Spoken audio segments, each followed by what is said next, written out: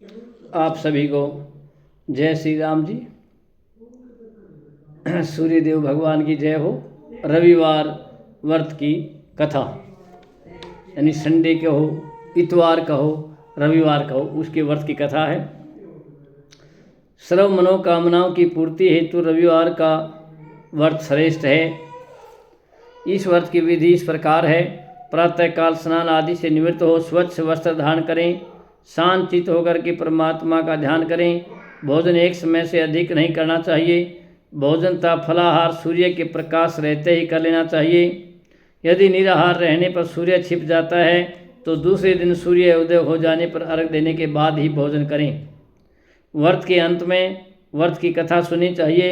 व्रत के दिन नमकीन तेल युक्त भोजन कदापि न करें। इस व्रत के करने से मान सम्मान बढ़ता है तथा शत्रुओं का क्षय होता है। आँख की पीड़ा के अतिरिक्त अन्य सब पीड़ाएं भी दूर होती हैं।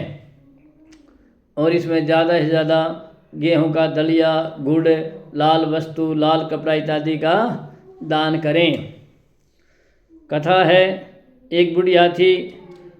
उसका नियम था प्रति रविवार को सवेरे ही स्नान आदि करके घर को गोबर से लीप करके फिर भोजन तैयार कर भगवान को भोग लगाकर स्वयं भोजन करती थी। ऐसा व्रत करने से उसका घर अनेक प्रकार के धन धान्य से पूर्ण था। श्री हरि की कृपा से घर में किसी प्रकार का विघ्न या दुख नहीं था। सब प्रकार से घर में आनंद रहता था। इस तरह कुछ दिन बीत जाने पर उसकी एक पड़ोसन, जिसकी गऊ का गोबर रोजाना लाती थी, उसने विचार किया कि ये वृद्धा, ये बुढ़िया मेरी गाय का गोबर रोजाना ले जाती है, इसलिए अपनी गऊ को घर के भीतर बांधने लग गई। बुढ़िया को गोबर न मिलने के कारण रविवार के दिन अपने घर को न तो लीप सकी, इसलिए उसने भोजन बनाया, न भगवान को भोग लगाया और न स्वयं ही भोजन किया। इस प्रकार उसने निराहार रह करके व्रत किया। रात्रि हो गई और वह भूखी सो गई। रात्रि में भगवान ने उसे सपने में दर्शन दिया और भोजन न बनाने तथा लगाने का कारण पूछा तो उस वृद्धा ने गोबर न मिलने का कारण सुनाया। तब भगवान ने कहा कि माता, हम तुमको ऐसी गाय देते हैं जिसमें सभी इच्छाएं पूर्ण होती हैं, क्योंकि तुम हमेशा रविवार को गऊ के गोबर से लीपकर भोजन बनाकर मेरा भोग लगाकर खुद भोजन करती हो। इससे मैं खुश होकर के तुमको वरदान देता हूँ। निर्धन को धन और बांझ स्त्रियों को पुत्र देकर दुखों को दूर करता हूँ तथा अंत समय में मोक्ष देता हूँ। स्वप्न में ऐसा वरदान देकर भगवान तो अंतर्ध्यान हो गए और वृद्धा की आंखें खुली तो वह देखते ही कि आंगन में एक अति सुंदर गऊ और बछड़े बंधे हुए हैं। वह गाय और बछड़े को देख करके अति प्रसन्न हुई और उसको घर के बाहर बांध दिया, वहीं खाने को चारा डाल दिया। जब उसकी पड़ोसन बुढ़िया ने घर से बाहर एक अति सुंदर गऊ और बछड़े को देखा तो द्वेष के कारण उसका हृदय जल उठा और उसने देखा कि गाय ने सोने का गोबर किया है। तो वह उस गाय का गोबर ले गई और अपने गाय का गोबर उसकी जगह पर रख गई। वह नित्य प्रति ऐसा ही करती रही और सीधी सादी बुढ़िया को इसकी खबर भी नहीं होने दी। तब सर्वव्यापी ईश्वर ने सोचा कि ये चालाक पड़ोसन के कर्म से बुढ़िया ठगी जा रही है, तो ईश्वर ने संध्या के समय में अपनी माया से बड़े जोर की आंधी चला दी और बुढ़िया ने आंधी के भय के कारण अपने गाय को भीतर बांध लिया। प्रातःकाल जब वृद्धा ने देखा कि गौ ने सोने का गोबर दिया है तो उसके आश्चर्य की सीमा न रही और वह प्रतिदिन गऊ को घर के भीतर बांधने लगी।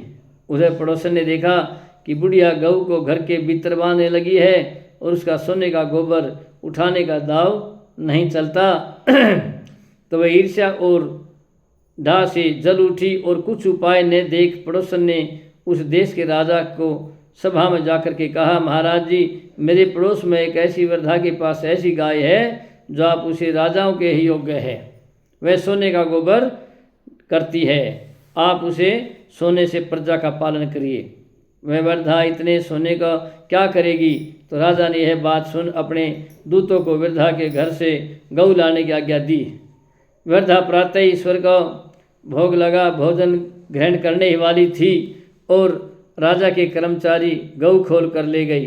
वृद्धा काफ़ी रोई चिल्लाई, किंतु कर्मचारियों के समक्ष कोई क्या करता। उस दिन वृद्धा गऊ के वियोग में भोजन न कर सकी और रात भर रो रो करके ईश्वर से गऊ को पुनः पाने के लिए प्रार्थना करती रही। उधर राजा गऊ को देख करके बहुत प्रसन्न हुआ, लेकिन सुबह जैसे ही वह उठा सारा महल गोबर से भरा दिखाई देने लगा। राजा यह देख घबरा गया। भगवान ने रात्रि में राजा को स्वप्न में कहा कि हे राजन, गाय वृद्धा को लौटा दे, मैं तेरा भला है। उसके रविवार के व्रत से प्रसन्न होकर के मैंने उसे गाय दी थी। प्रातः होते ही राजा ने वृद्धा को बुला करके बहुत से धन के साथ सम्मान सहित गऊ बछड़ा लौटा दिया। उसकी पड़ोसन को बुला करके उचित दंड दिया। इतना करने के बाद राजा के महल से गंदगी दूर हुई। उस दिन से राजा ने नगरवासियों को आदेश दिया कि राज्य की तथा अपने समस्त मनोकामनाओं की पूर्ति के लिए रविवार का व्रत रखा करो। व्रत करने से नगर के लोग सुखी और जीवन व्यतीत करने लगे। कोई भी बीमारी तथा प्रकृति का प्रकोप उस नगर पर नहीं होता था। सारी प्रजा सुख से रहने लगी। ये थी रविवार की व्रत की कहानी। अब रविवार व्रत की आरती है। ये आरती की तरज आप अपने हिसाब से भी कर सकते हैं। कहूँ लगी आरती दाम करेंगे, सकल जगत जाकी जोत विराजे। सात समुद्र जाके चरणन बसे, कहा भयो जल कुंभ भरे हो राम। कोटि भानु जाके नख की शोभा, कहा भयो मंदर दीप धरे हो राम। भार उठारे रोमावली जाके, कहा भयो सिर पुष्प धरे हो राम। 56 भोग जाके नित परती लागे, कहा भयो नैवेद्य धरे हो राम।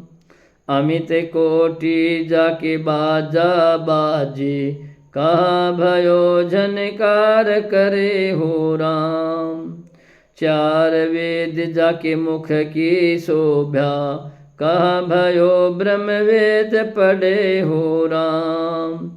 शिव सनकादिक आदि ब्रह्मादिक, नारद मुनि जाको ध्यान धरे हो राम। हिम पंधार जाको पवन झकोरे, कहा भयो सिर चवर ढुरे हो राम।